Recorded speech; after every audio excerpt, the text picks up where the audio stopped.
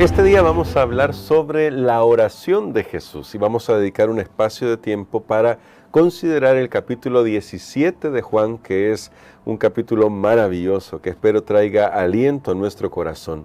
Así que junto a nuestro pastor Dani Perla vamos a comentar un poco de esto. Él nos va a ayudar a entrar en algunos conceptos que son muy importantes. Y recalco, serán algunos conceptos porque ese capítulo es muy profundo. Pero vamos a orar pidiendo la dirección de nuestro Dios. Querido Padre, estamos agradecidos por esa oración que hizo nuestro Señor Jesucristo, porque en ella vemos cómo esa relación que hay en la deidad, también el Señor Jesús quería que se trasladara a nosotros, que nosotros nos relacionemos contigo y que aprendamos a relacionarnos unos con otros a fin de poder reflejar tu amor. En el nombre de Jesús pedimos que nos des sabiduría para poder aprender las lecciones que necesitamos. Amén. Amén. Para este día, pastor, vamos a considerar el capítulo 17 de Juan, como decíamos antes, y quizás para comenzar, la primera pregunta es, ¿por qué esta oración de Jesús es tan importante para nosotros y qué elementos hay en este capítulo que nos van a ayudar en nuestra relación con Dios, pero también con los demás? Muy bien, la primera cosa que debe llamar nuestra atención es que Jesús oró. Amén. Es la importancia de la oración, la necesidad de la oración, que es una comunión con Dios. Si Jesús mismo, que había venido del cielo, oró, quiere decir que Jesús sabe que la oración funciona, que la oración conecta con algo que está más allá de nosotros en esta tierra. Entonces, vale la pena destacar eso. Ahora, hablando en sí de la oración, la estructura de la oración de Jesús en San Juan 17, creo que es una de las oraciones más extensas que está registrada en las Escrituras que Jesús hizo. Cuán bonito sería si tuviéramos todas otras oraciones de Él, ¿verdad? En una extensión como esa, pero recordemos, aquí estaba Jesús prácticamente despidiéndose de sus discípulos antes de ir a la cruz.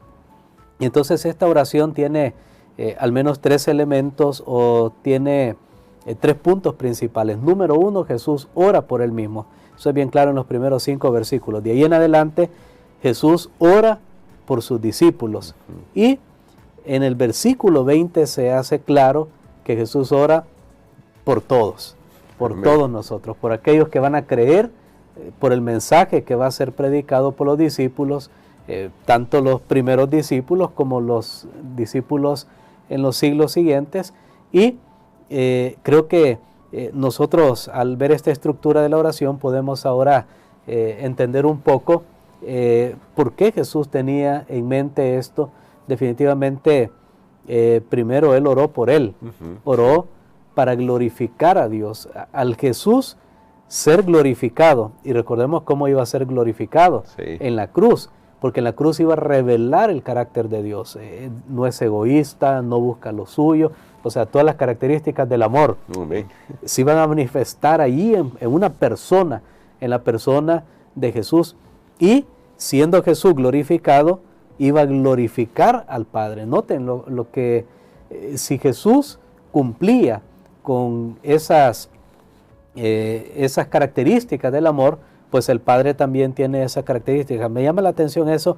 Creo que es un concepto para nosotros los cristianos, que a veces hablamos de glorificar el nombre de Dios, pues no hacemos lo que Dios hace. Claro. Y creo que la mejor manera de glorificar a Dios es haciendo su voluntad.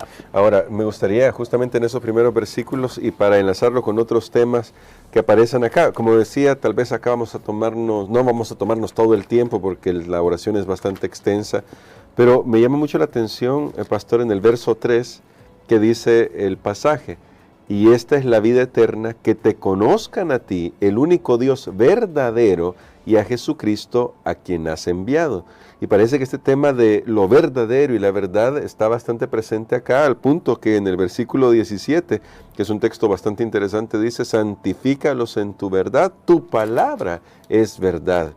Y entendemos, por lo que hemos aprendido hasta acá, que Jesús viene para revelar la verdad acerca de quién es Dios. Él es la máxima revelación de quién es Dios.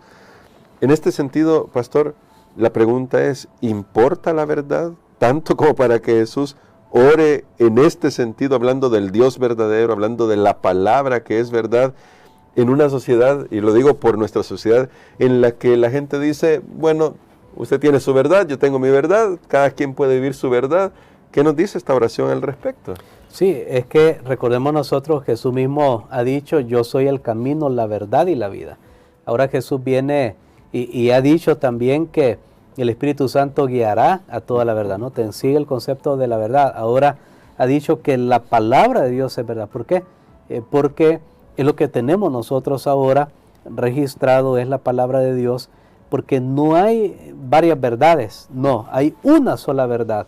Y todas las demás cosas que sean verdad, se desprenden de esa verdad. Lo estudiamos cuando vimos esa oración o esa frase de Jesús, yo soy el camino, la verdad y la vida, que Él es la fuente de la verdad, así como Él es la fuente de la vida. Entonces toda verdad se origina en Cristo Jesús. Y sabe que no solamente los cristianos a veces han tenido esa parte de la verdad, han habido en diferentes culturas. Toda la verdad, sea científica, filosófica, pero que sea verdad, claro, viene de Jesús. Pero aquí especialmente Jesús está hablando de la verdad que conduce a la salvación. No hay dos caminos para ir al cielo, no hay tres maneras de salvarse, hay una sola. Amén. Y eso es a través de Jesucristo. Eso es lo que Jesús está diciendo acá. Definitivamente, bueno, incluso dice el Dios verdadero, porque tenemos siempre, lastimosamente, yo lo comentaba hace unos días, el ser humano solo ha tratado de idear medios de salvación, medios de conectarse con algún ser superior, pero son sus propias suposiciones, con sus propias limitaciones. El ser humano quiere muchas veces conocer a Dios desde su perspectiva, en vez de dejar que Dios se revele y aceptar lo que Él ha revelado. Por ejemplo, estaba viendo este concepto bien interesante. La mejor manera de entender la Trinidad es reconocer que no podemos entenderla. Claro. Miren qué importante, porque no podemos ver cada detalle con nuestra propia lógica. Llega un momento que uno dice, bueno, esto sí es así. Por ejemplo, aquí tenemos nosotros, Jesús dice, si ustedes conocen esto, van a tener la vida eterna. Conocer a Dios es tener la vida eterna. Pero ¿quién me hace, cómo puedo conocer a Dios? Bueno, a través de Jesús. Entonces, conozco a Jesús, yo conozco a Dios. Es lo que hemos hablado también, cómo Juan destaca acerca de el Padre en este evangelio, pero el propósito es hablar de Jesús. Quiere decir que Jesús y el Padre son lo mismo, no hay rivalidad allí. Esa es la verdad y Dios quiere que nosotros conozcamos esa verdad que conduce a la salvación. Recordemos, no hay dos métodos, tres, cuatro válidos, uno solo, y es Jesucristo nuestro Señor. Y Él promete enviar el Espíritu Santo, quien toma las palabras de Cristo para hacernos a nosotros recipientes de todas sus promesas. Amén. Y finalmente, pastor, un tema que también destaca en este pasaje es la unidad. Cristo mismo dice, yo y el Padre uno somos. Aquí destaca esa unidad que hubo desde el principio, desde la eternidad, y luego espera que sus discípulos sean uno con la deidad y uno entre ellos, ¿no? Y tomando esto como parámetro para terminar nuestra reflexión de hoy es, ¿cómo podemos nosotros cumplir, voy a usar esa palabra, esa oración de nuestro Señor Jesucristo?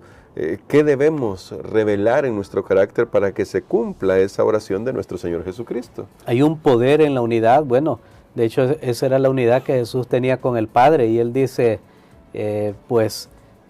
yo soy uno con el Padre, yo quiero que ustedes sean uno, y cuando ustedes sean uno, van a ser uno en mí y con el Padre, o sea, va a haber una perfecta armonía.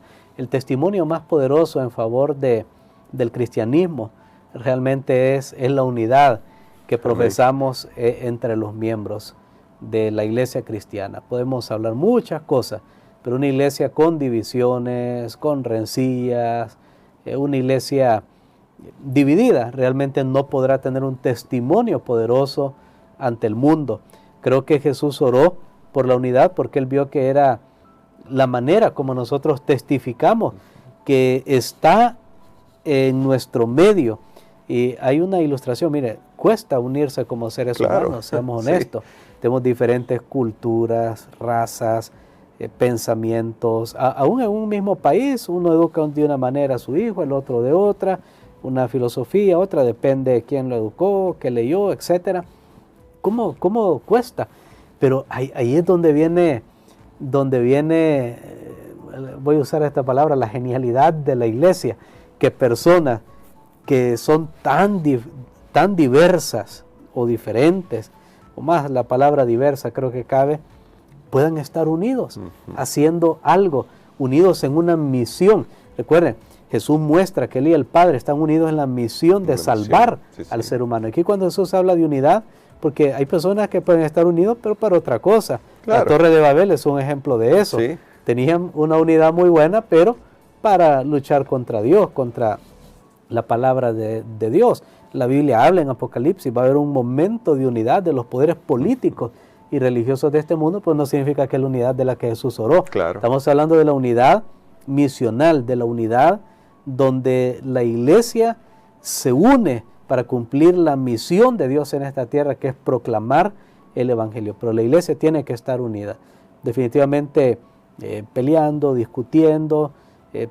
Tal vez la palabra discutir no es negativa, aunque nosotros la usamos negativa, pero tal vez sí peleando, dividiéndonos, creyendo que yo tengo la razón más que el otro, no vamos a poder glorificar a Dios y cumplir ese propósito que Él ha tenido para la iglesia, porque recordemos que la iglesia, lastimosamente no pudimos estudiar, hermano Gerson, por el tiempo, aún la lección tiene para un capítulo entero un solo día, claro. y es bien difícil poder abarcarlo, pero recordemos, ya Jesús había dicho a los discípulos, ustedes harán cosas mayores que esta, luego mencionó el Espíritu. Quiere decir que la presencia de Jesús sigue en este mundo a través de sus seguidores, por supuesto empoderados por el Espíritu Santo. Amén. Entonces la iglesia tiene que hacer lo que Jesús haría si estuviera aquí en persona, pero ahora Él no está, estamos nosotros habilitados por el poder del Espíritu Santo, pero no podremos tener ese poder realmente si no nos unimos. Y para prueba de ello, Hechos 2.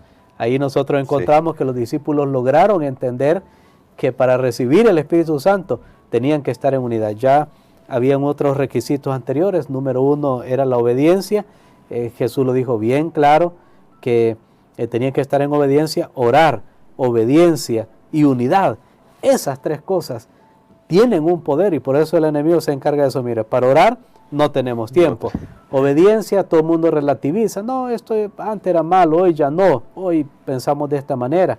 Y unidad, ni se diga, tantos problemas, factores que hay que uno dice una cosa, el otro dice otra, uno cree uno, este defiende esto, este el otro.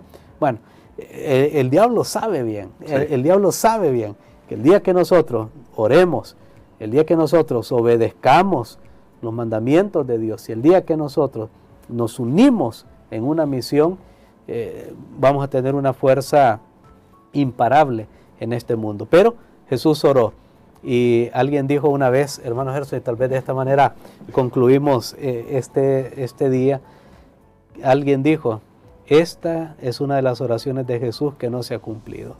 Él hizo muchas oraciones, Él hizo muchas oraciones que se cumplieron.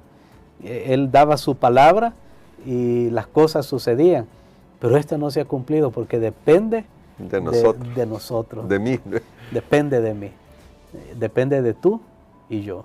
Y qué tremendo que Dios se queda como atado de manos esperando hasta que yo le dé permiso para que Él pueda obrar. Pero bueno, creo que nuestro privilegio como iglesia, como creyentes, es recibir esa bendición de Dios que definitivamente ha sido prometida para los que le aman. Y quiero, pastor, que ore por nosotros por esto, para que le permitamos al Señor que pueda obrar en nuestro corazón de tal manera que podamos reflejar todo lo que San Juan 17 quiere que reflejemos. Amén. Padre, gracias te damos, Señor, por esta lección. Gracias porque Jesús oró en nuestro favor. Aceptamos su oración, aceptamos su intercesión en nuestro favor.